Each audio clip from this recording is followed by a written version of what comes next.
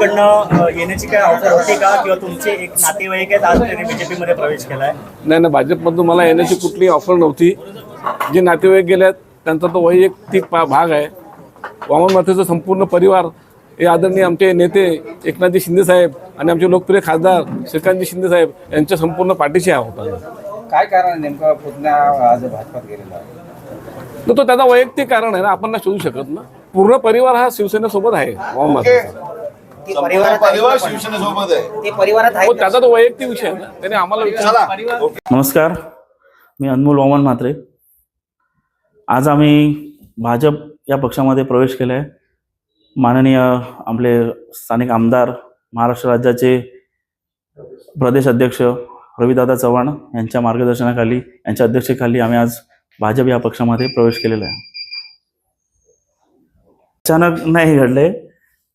नगरसेवक वामन म्हात्रे यांनी 5 टर्म ही निवडणूक लढले आहेत, जिंकून आलेत. अपक्ष सुद्धा निवडून आलेत बाबा. दरवेळी त्यांना आमच्या घरामध्ये सुरुवातीला 1 वॉर्ड होता, त्याच्यानंतर कालांतराने 2 झाले, त्याच्यानंतर 3ही झाले लोकसंख्येनुसार. 2 झाल्यानंतर सुद्धा पक्षाने जी जबाबदारी दिली ती बाबांनी वेळोवेळी पार पाडली. जेव्हा 2 वॉर्ड आम्हाला निवडून लढायचे होते त्यावेळी काकाची बायको होती, आमच्या काकू होती कविता म्हात्रे, त्यांना सुद्धा त्यावेळी निवडून आणलंय आणि पक्षाने दिलेली वेळोवेळी जबाबदारी ही पार पाडली आहे बाबांनी. फक्त राहिला प्रश्न या वेळेचा.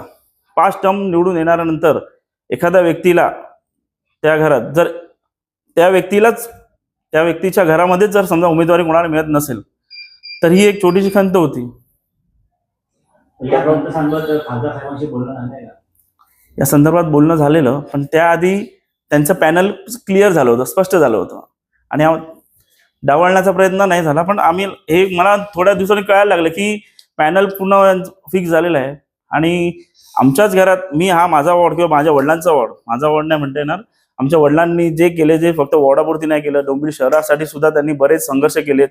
हा सगळं ज्यांनी जो आजपर्यंत जे उभं केलं हे सगळं मी सोडू शकत नाही. त्यांनीच त्यांच्याच पावलावर पाऊल ठेवून आम्ही आज जनसेवेचे कार्य चालू ठेवले आणि चालू ठेवणार ह्यापुढे. म्हणून मग हे केलेलं आम्हाला व्यर्थ घालवायचं नाही. आम्ही तो वॉर्ड मी खासदार साहेबांना सुद्धा बोललो होतो, तेव्हा अभिजित सुद्धा होता, अभिजितशी सुद्धा माझं बोलणं झालं होतं. हा वॉर्ड जर तुम्ही या वॉर्डात उमेदवारीच देत नाही तर हा वॉर्ड मी कशाला सोडू, हाच प्रश्न होता. आणि मी त्यांच्याशी क्लिअर झालं होतं माझं बोलणं त्यांच्याशी. 100%